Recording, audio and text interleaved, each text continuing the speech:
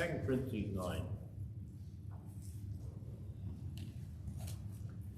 Now concerning the ministry to the saints, it is superfluous for me to write to you, for I know your willingness.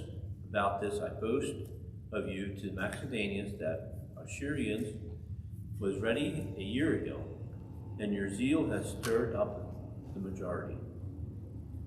So here he is, he's talking about their giving. You know, he's saying about them, they were all excited about doing this.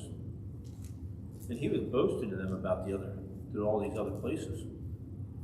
Now, we need money for ministry, don't we? Yep. So it's very important we give it.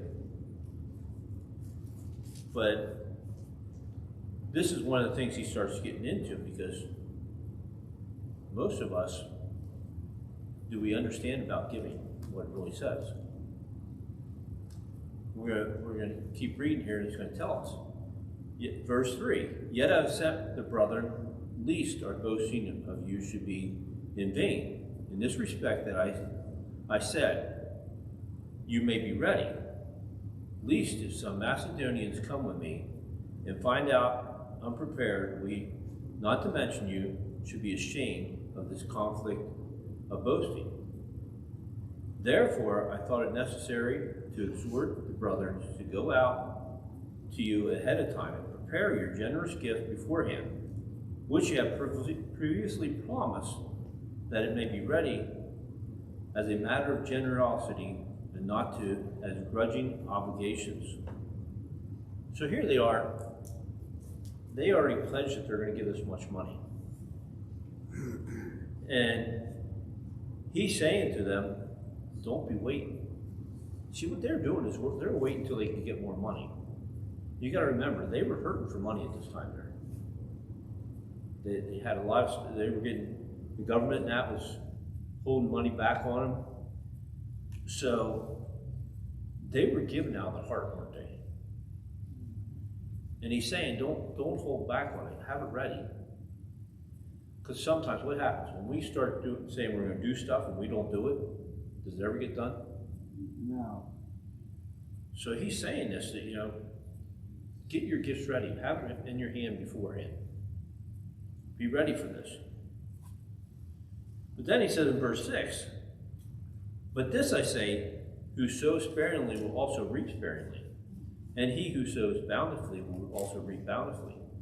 So let each one of us give as he purposed in his heart, not grudgingly or necessity, for God's love a cheerful giver. And God is able to make all grace abound towards you, and that always have all sufficiency in all things, that may have abundance for every good work. As it is written, he who despises abroad, he has given to the poor, his righteousness endures. So he starts out here about giving sparingly. What happens if you grow seed? If you don't go take more seed and put it out, what do you get? Nothing in return. If you just put a little bit of seed out, you're just going to get a little, aren't you? Mm-hmm. But if you put a lot of seed out, what are you going to get back? A lot. Mm-hmm. Well, this is his promise to us. If we're giving out generously, he's going to give back generously. So we're supposed to give it generously and bountifully, and you'll reap bountifully. But then he also says in verse 7, so each one give as he purposed in his own heart, not grudgingly or of necessity, for God's love a cheerful giver. So wait a minute. When we give, it's not supposed to be a duty, is it? No. We are supposed to give with generous, with purpose, and with a generous heart, aren't we? If we're giving grudgingly or out of necessity, are we really giving the right way? No. We go by the Old Testament. What's the Old Testament law say? Give 10%, right? Right. Guess what? It doesn't say that in the New Testament. It just says give generously. We're supposed to give as much as we can give. And that's a hard thing, because what's he telling us? It's easier to have a percentage you give to God, isn't it? But how about if you have to go to God and say, I'm praying for how much I should give? Now, we don't like that, do we? Because all of a sudden, we no longer have a certain amount we give. We have to look at it, what does God want me to give? So when you're going back and praying about it, it's a lot easier just to say, hey, I give my 10%, like it says in the Old Testament.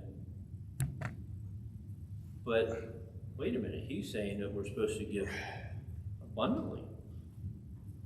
So that can be over the 10%, can't it? Yep. And how do you decide on that? You're supposed to be praying, what's the purpose for this money, and what do we need to do? And he's telling them, and he says it, and God is able to make all grace abound towards you, that you always have also sufficiency in all things, that you may have abundance for every good work.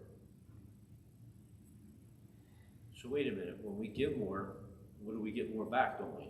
Yep. And we can continue good work. That takes a lot of faith, don't it? Because we're supposed to look. Who was the one he gave? He gave the lady that gave the 2 pence all the credit, because she gave more than any of them out of her will, of what she had, didn't she? Somebody can give a lot of money, but are they giving out of this? Are they giving for a purpose, or are they just giving because this is what I've been told I'm supposed to do? Praise God. What is it? We have to pray about it, don't we? We have to look, what's God saying to me? And that's, like I said, that's a lot harder than saying, you ask anybody, they'll come in and ask the pastor, how much am I supposed to give? If you tell them this, they're going to look at you and say, hey, now how do I know how much to give? You're supposed to pray about it. Sit down and pray with God. And then he goes in verse 10, now may he who supplies seed to the sower and bread for the food supply and multiply the seeds you have sown and increase the fruit of our righteousness, while you are rich in everything for all liberty, which cause thanksgiving to us to God. For the admiration of the service not only supplies the needs of the saints, but also the abundancy through many thanksgiving to God. While through the profit of the ministry, they glorify God for obedience and our confession to the gospel of Christ, and for his liberal sharing with them in all men, and by praying for you who long for you because of exceeding grace of God in you. Thanks be to God and of his indescribable gifts. So we're supposed to give liberally. And that's one of the hardest things to do, because we're worried about tomorrow, aren't we? But if we're not giving to the ministry, and we're not supplying people with hope, what happens? If we're supposed to be a good big family, if one of your kids are hurting, what do? Most parents will give them what they need, won't they? If they have it, they're giving it to them. We're a family of Christ, aren't we? And we're supposed to be supplying the needs of the saints and giving for the thanksgiving to God to help other people, aren't we? And if we're not giving abundantly in that, what happens? Can the churches do that? They can no longer do that, can they? So are we glorifying God? If we're not giving, what happens?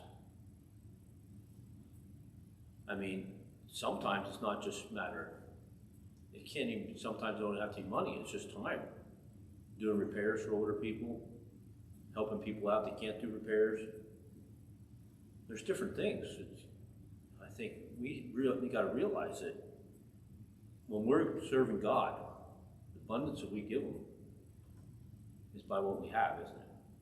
If it's a service, if it's food, if it's money, what is it you have? We have to look, what can we give? And He's telling us, this is one of the things that He's telling these Macedonians, because He's saying, we're supposed to be given in Corinthians.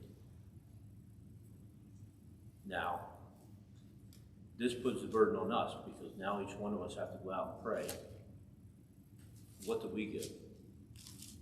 What is the gift we have for God? And we have to pray about it and see what we need to give. So, let's go to prayer.